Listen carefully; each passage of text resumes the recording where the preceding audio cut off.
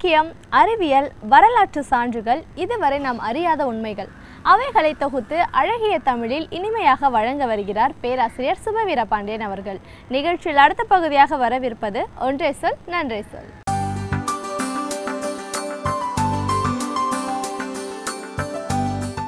அனைவருக்கும் வணக்கம். இன்று நம் நாட்டில் கவனிக்கப்பட வேண்டிய செய்திகளும் சிக்கல்களும் ஆயிரம் இருக்கின்றன. ஆனால் தேவையற்ற சிக்கல்கள் நாட்டின் முன் வைக்கப்படுகின்றன. அதுவும் பொறுப்பு வாய்ந்த மத்திய அரசின் பதவியில் இருக்கிற அமைச்சர்களே இப்படி புதிய புதிய சிக்கல்களை எழுப்பி கொண்டிருக்கிறார்கள். இப்போது மத்திய அமைச்சராக இருக்கிற சுஷ்மா ஸ்வராஜ் அவர்கள் ஐக்கிய நாடுகள் அவையிலே இந்தியையும் ஒரு மொழியாக, அலுவல் மொழியாக ஆக்குவதற்கு இந்தியா எல்லா முயற்சிகளையும் எடுக்கும் என்று அறிவித்திருக்கிறார். ஏற்கனவே ஐக்கிய நாடுகள் அவையில் 6 மொழிகள் பயன்பாட்டிலே இருக்கின்றன. 7வது மொழியாக இந்தியை சேர்க்க வேண்டும் என்னும் கோரிக்கையை இந்தியா வைக்கிறது. இந்தியாவினுடைய கோரிக்கையாக மட்டும் அது இருக்குமானால் ஐக்கிய நாடுகள் அவையிலே அது ஏற்றுக்கொள்ளப்படாது. குறைந்தது 129 நாடுகள் அந்த கோரிக்கையை ஏற்க வேண்டும். அதற்கு எவ்வளவு செலவானாலும் அதை பற்றி நாங்கள் கவலைப்படவில்லை. ஏறத்தாழ 270 கோடி ரூபாய் செலவாகும் என்று மதிப்பிடப்படுகிறது. அவ்வளவு கோடி ரூபாயை செலவழிப்பதில் ஒன்றும் பிழையில்லை. இந்தியாவினுடைய மதிப்பை உலகில் உயர்த்துவதற்கு இதுதான் அரிய வழி என்று அவர் பேசியிருக்கிறார். பிரதம மந்திரியே என்ன செய்திருக்கிறார் என்றால், ராமாயணத்தை டிஜிட்டல் ராமாயணம் என்று ஒலி நாடாவாக வெளியிட்டிருக்கிறார். ராமாயணமும் மகாபாரதமும் மக்களிடத்தில் பரவ வேண்டும், அதற்கு அரசாங்கமே முன்னின்று பணிகளை செய்யும் என்று கூறியிருக்கிறார். அஞ்சல் தலைகளில் ராமாயண மகாபாரத படங்கள் அச்சிடப்படும் என்றும் கூறியிருக்கிறார். என்ன நெருடலாக இருக்கிறதென்றால், இந்தியா ஒரு மதச்சார்பற்ற நாடு என்று திரும்ப திரும்ப சொல்லிக்கொண்டு ஒரு குறிப்பிட்ட மதத்தினுடைய இதிகாசங்களை, புராணங்களை மக்களிடத்திலேயும் உலக அளவிலேயும் கொண்டு போவதற்கு ஒட்டுமொத்தமாக மக்களிடம் வாங்குகிற வரிப்பணத்தை அரசு பயன்படுத்துகிறது. எனவே மதச்சார்பற்ற அரசு என்னும் கொள்கைக்கும் இது எதிராக இருக்கிறது. எல்லோரிடமிருந்தும் வாங்குகிற வரிப்பணம் ஒரு குறிப்பிட்ட மொழியினுடைய மேம்பாட்டுக்கும் ஒரு குறிப்பிட்ட மதத்தினுடைய கருத்துக்களை பரப்புவதற்கும் பயன்படுத்தப்படுகிறது. எனவே இவை இரண்டும் சட்டத்திற்கும் விரோதமானவை, நியாயத்திற்கும் விரோதமானவை. எனவே இது குறித்த சிக்கல்கள், இது குறித்த விவாதங்கள் இன்று நாட்டிலே எழுந்திருக்கின்றன. என்ன செய்தி சொல்லப்படுகிறது என்றால், இந்தியாவினுடைய மொழிகளில் ஒன்று ஐக்கிய நாடுகள் அவையிலே அலுவல் மொழியாக ஏற்கப்படுகிறது என்று சொன்னால் அது இந்தியர்களுக்கு தானே பெருமை என்று சொல்லப்படுகிறது. மேலோட்டமாக பார்க்கிற போது இந்த வாதத்தை இந்தியாவிலே இருக்கிற பெரும்பான்மையான மக்கள் இது சரிதான் என்று ஏற்றுக்கொள்ள கூடும் என்பதுதான் உண்மை.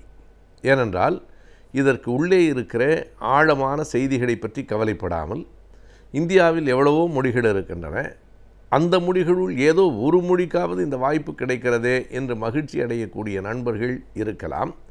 அப்படி மக்களை மகிழ்ச்சி அடைய வைத்துவிட்டு அதற்குள் வேறு மறைமுகமான அரசியல் திட்டங்களை அரசும் அரசு சார்ந்த கட்சியும் வைத்திருக்கின்றன என்பதை மக்கள் அறிவதற்கு இல்லை. இதுதான் பொதுவான வாதம். ஆனால் இதற்குள்ளே இருக்கிற செய்தி என்ன? இந்தியாவிலேயே இன்னமும் மொழி சமத்துவம் ஏற்படுத்தப்படவில்லை. இந்தியாவில் 1000 சிக்கல்கள் இருக்கின்றன. மிகப்பெரிய சிக்கல் எது என்று கேட்டால் மொழி சிக்கல் தான். அன்றிலிருந்து இன்றைக்கு வரைக்கும் தீராத சிக்கல். அரசமைப்பு சட்டம் உருவாக்கப்படுவதற்கு முன்பு நடந்த விவாதங்களிலேயே கூடுதல் நேரத்தை எடுத்துக்கொண்ட விவாதம் எந்த மொழி இந்தியாவினுடைய ஆட்சி மொழியாக இருக்க வேண்டும் என்பதுதான். இந்தியாவிற்கு தேசிய பறவை உண்டு, தேசிய விலங்கு உண்டு, தேசிய கீதம் உண்டு. ஆனால் இன்று வரையில் தேசிய மொழி என்று எதுவும் இல்லை. ஹிந்தி என்பது நேஷனல் லாங்குவேஜ் என்று பலர் கருதி கொண்டிருக்கிறார்கள். அப்படி எந்த மொழியும் இந்தியாவில் ஏற்கப்படவில்லை. இந்தியும் ஆங்கிலமும் அலுவல் மொழிகளாகத்தான், அஃபிஷியல் லாங்குவேஜ் என்கிற இடத்திலே தான் இன்றைக்கு இருக்கின்றனவே தவிர தேசிய மொழி, நேஷனல் லாங்குவேஜ் என்கிற இடத்தில் இந்தியாவில் எந்த மொழியும் இல்லை. இந்தியும் ஆங்கிலமும் அலுவல் மொழிகளாக இருந்தாலும் அவை தவிர 22 மொழிகள் 8வது அட்டவணையில் சேர்த்து கொள்ளப்பட்டு இந்திய அரசால் ஏற்றுக்கொள்ளப்பட்டிருக்கிற மாநில மொழிகள் என்று சொல்லப்படுகின்றன. எனவே 22 மொழிகளுக்கும் ஒரு சமமான, தகுதியான, ஒரே மாதிரியான இடம் அளிக்கப்பட வேண்டும் என்பதுதான் நம்முடைய கோரிக்கை. இந்த கோரிக்கையை அறிஞர் அண்ணா அவர்கள் 1963 ஆண்டு மே மாதம் 2ஆம் தேதி மாநிலங்களவையில் உரையாற்றுகிற போது மிக அழுத்தமாக எடுத்து வைத்தார். அன்றைக்கு அவருக்கு சொல்லப்பட்ட விடை என்பது, அறிவியல் தொழில்நுட்பம் வளர்ந்திருக்கிற நிலையில் 22 மொழிகளிலும் எல்லாவற்றையும் அச்சிடுவதற்கும் ஆட்சியை நடத்துவதற்கும் இயலாது என்று சொன்னார்கள். ஒருவேளை அன்றைக்கு அது சரியாக கூட இருக்கலாம். ஆனால் இன்றைக்கு அறிவியல் வளர்ந்திருக்கிறது, தொழில்நுட்பம் வளர்ந்திருக்கிறது. ஒரு செய்தியை 22 மொழிகளில் கொண்டு போவது என்பது கடினமானதில்லை. ஒரே நேரத்தில் ஒருவர் ஒரு மொழியில் பேசினால் அதை எந்த மொழியில் வேண்டுமானாலும் கேட்டுக்கொள்வதற்கான மொழிபெயர்ப்பு கருவிகள் வந்துவிட்டன. எனவே இன்றைக்காவது அதை நடைமுறைப்படுத்துவது தான் இந்தியாவிலே இருக்கிற எல்லா மொழி பேசுகிற மக்களையும் மத்திய அரசு சமமாக நடத்துகிறது என்பதற்கான அடையாளம். இது எந்த மொழிக்கும் எதிரானதில்லை. நாம் தமிழுக்காக மட்டும் வாதிடவில்லை. இந்திய அரசினால் ஏற்றுக்கொள்ளப்பட்டிருக்கிற 8வது அட்டவணையில் சேர்க்கப்பட்டிருக்கிற 22 மொழிகளையும் சமமாக நடத்துங்கள் என்றுதான் நாம் சொல்லுகிறோம். தமிழ் தொன்மையான மொழி, இலக்கியங்கள் வாய்த்த மொழி. எனவே மற்ற மொழிகளை எல்லாம் விட தமிழுக்குத்தான் சிறப்பு இடம் கொடுக்கப்பட வேண்டும் என்று கூட நாம் கேட்கவில்லை. நீங்கள் 10ஓடு 11 என்பார்களே, அதுபோல 21ஓடு 22ஆகவாவது தமிழுக்கும் ஒரு சமத்துவமான இடம் வேண்டும் என்று கேட்கிறோம். ஆனால் இந்தியா முழுவதும் இருக்கிற மக்களிடம் வரியை திரட்டி இந்தி, சமஸ்கிருதம் என்கிற 2 மொழிகளுக்கு மட்டுமே மிக பெரும்பான்மையான தொகையை அரசு இன்னமும் வழங்கி கொண்டிருக்கிறது. இந்திக்கும் சமஸ்கிருதத்துக்கும் வழங்கப்படுகிற தொகையை கூட்டி பார்த்தால் அந்த தொகையில் பன்மடங்கு குறைவாகத்தான் மற்ற எல்லா மொழிகளுக்கும் சேர்த்து செலவழிக்கப்படுகிறது. எனவே இவற்றையெல்லாம் நினைவிலே வைத்து கொண்டு நாம் இங்கேயே இந்திய ஆதிக்கம் செலுத்துகிறதே, மறுபடியும் இதனை ஐக்கிய நாடுகள் அவைக்கும் கொண்டு போவோம் என்று சொல்வது என்ன நியாயம்?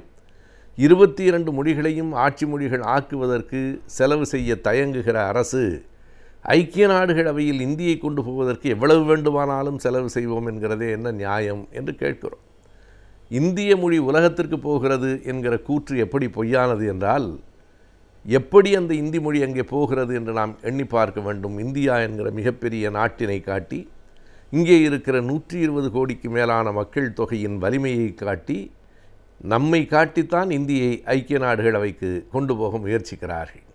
கொண்டு போனதற்கு பிறகு ஐக்கிய நாடுகள் அவையை காட்டி இந்தியா முழுவதும் இனிமேல் இந்தி தான், ஐக்கிய நாடுகள் அவை உலகமே ஏற்றுக்கொண்டு விட்டது, நீங்கள் ஏற்றுக்கொள்ள முடியாதா என்ன என்று சொல்லி நம்மை காட்டி ஐக்கிய நாடுகள் அவைக்கு இந்தியை கொண்டு போவதும், ஐக்கிய நாடுகள் அவையை காட்டி மறுபடியும் இந்தியா முழுவதும் இந்தியை கொண்டு வருவதுமான இந்த திட்டம் என்பது தமிழ்நாட்டிலே இருக்கிறவர்களை மட்டுமல்ல, இந்தி தவிர பிற மொழி பேசுகிற அனைவரையும் 2ஆந்தர குடிமக்களாக ஆக்குகிற திட்டம். இதனை திமுக கழகத்தினுடைய தலைவர் கலைஞர் அவர்கள் கடுமையாக கண்டித்திருக்கிறார்.